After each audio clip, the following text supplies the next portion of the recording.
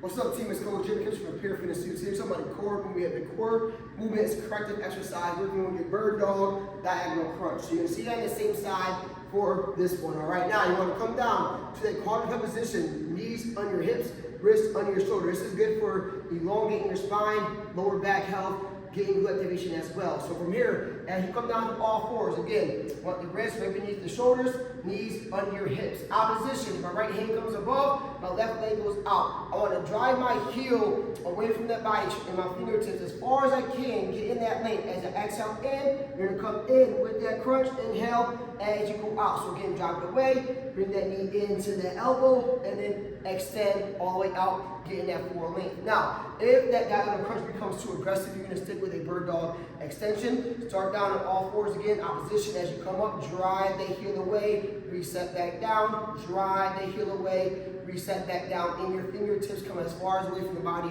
as possible. There you have it.